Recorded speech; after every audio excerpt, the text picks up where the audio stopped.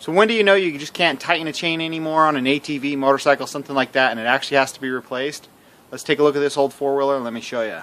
You have a very typical chain and sprocket setup on this four-wheeler. You can see the chain is a little bit loose right now, so the ideal thing is let's just tighten up the chain, we'll be good to go. But let's hand tighten it first. So I'm just going to pinch it up here, and then the way you tell whether or not your chain really needs to be replaced is by making it tight and then feeling how much slop you have back here. If you can pull it out a good distance, this one I can pull out, probably almost 3/16, eighths of an inch. This chain is probably too worn.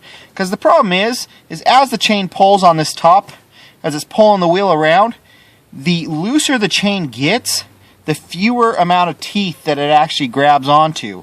So this chain is actually only grabbing onto, I can try moving it, and I can move it right about here. I can see it's really not touching. So it's only actually pulling on these first 4 teeth. So what that's going to do is as these teeth go, it's actually going to start wearing down the sprocket. Even no matter how much I tighten it down, it just pulls tighter on these individual teeth and never grips back further. So a newer chain grips more teeth and creates less wear on a sprocket, and a chain is a heck of a lot cheaper sometimes than a sprocket.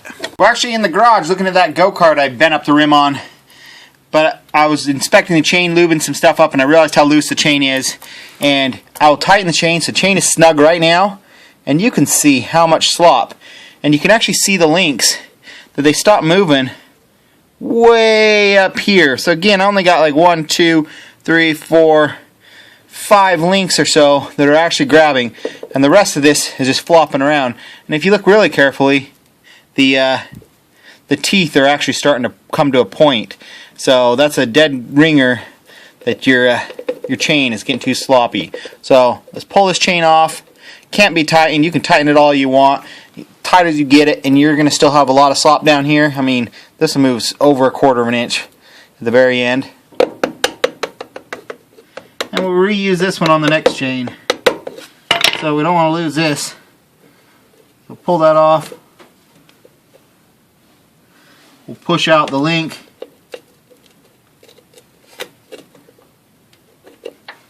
And you can, follow the links and push it up as you go. And just keep the links lined up. Keep them lined up all the way down.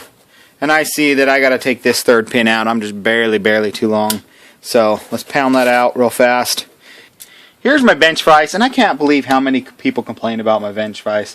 I have 1 bolt on it back here, and one of the reasons I do that is so I can have a clear area up here. I take my bench vise and swing it over here, swing it over there, swing it all the way out of the way. But it's still bolted down to the table, so it's not going anywhere. You've never had anything fall off. So what we're going to do, we're just going to line this up. I'm going to leave a little bit of a gap. You can do this on a block of wood or something, and the pin will drive into the block of the wood. But I don't have an awl, but here's a nail punch. Let's get that nail punch in there. There we go. And it's almost all the way through. And I hit it in a little too far. Let's hit it back out just a little bit. Nail punch is out. Now let's take a nail, even though this is bent. Put that nail in there. And we took it all the way out. There's a new chain and the old chain linked together. And we'll just pull them along. And you'll see that we're a little over a link longer in just 2 feet of chain. That's quite stretched out. So get this new chain wrapped around. I got it loosened up a little bit. But now it's time to put in the master link.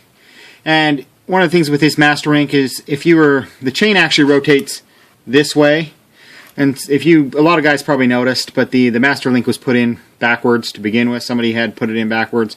The idea is you put it in, and the way the chain rotates, you want the back side. So you want it to go in this way, so if anything snags, like a tree branch or something to that effect, it actually, when the chain is rotating this way, it actually pushes the master link on more, where the way it was like this. So if a tree branch or something got caught on it, it could just push it right off and your master link could fall out. This new chain I put on, the metal, it's just a little heavier duty. The metal's just a little bit thicker, so I couldn't use the original master link. I mean, it's just this teeniest little bit. I just barely can't get the master link on. So I just made my own. Well, it's not really going to be a link that you can remove per se, but I just took an extra one of these and made my own. Actually tack welded it on the back so these pins don't pull out. Ground the tips down smooth so I can slide the other piece over because they're kind of mushroomed a little bit.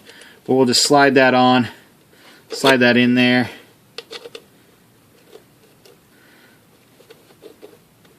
If I can get them lined up.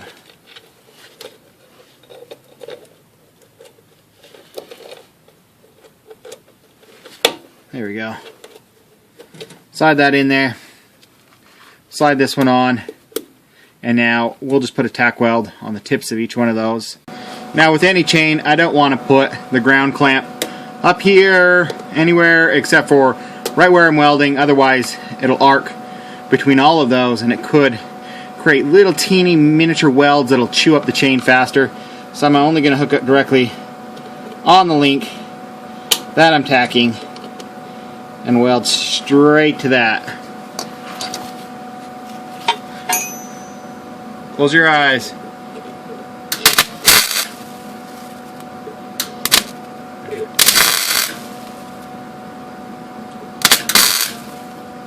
And it's not important. It just needs to put a little something on there to make so the head won't just slide right through, but that'll do it right there. It still moves nice and freely, so now we'll snug up the chain again. But you can see right now, I can't pull, the chain's super loose too, you know, but when it's on there, I can't pull this away from the sprocket like at all. There is maybe, at the very end, maybe a 32nd of an inch gap is it. Well, now I gotta lube up the chain and sprocket, and I guarantee somebody's gonna ask me what I lube my chains with, and it is not this. This is not lubricant. This is I guess this is okay if your chain is rusted and you're just trying to free it up. But I use chainsaw, bar, chain, and sprocket oil. So just chainsaw oil. And one of the reasons why I put in a little tube is because chainsaw oil has tacking agents in it. So it actually doesn't fling off at high speed. So this is as good as almost any spray lube you can get for chains at a fraction of the price. I can get a whole gallon jug for about $4 or $5, where you know you can buy just a little spray can about this size at some of these cycle places for, I've seen them as much as $20, $25, you know, just for chain lube. So don't waste your money.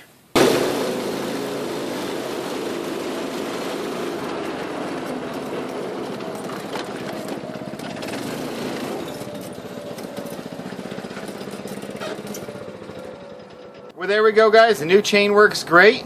I actually have another kind of random video. It's about years ago I had a little tank bulldozer called a Magna-Track. Little bulldozer, like garden tractor type thing with big tank tracks, and it actually, one winter, it actually threw the chain off, and I have a video on that, and the reason why is because the chain had got so much slack, but it actually broke off a bunch of teeth. Sprocker's pretty expensive, so I welded up new teeth all the way along and used it for a good while after that with good success. But just to go, you know, that's a good video. I'll put a link after here. Shows you why you should change your chain. You know, once they stretch, they're just garbage. Thanks for watching. Don't forget to rate, comment, and subscribe. And thumbs up, right? Share. Thanks, guys. See you soon. Bye.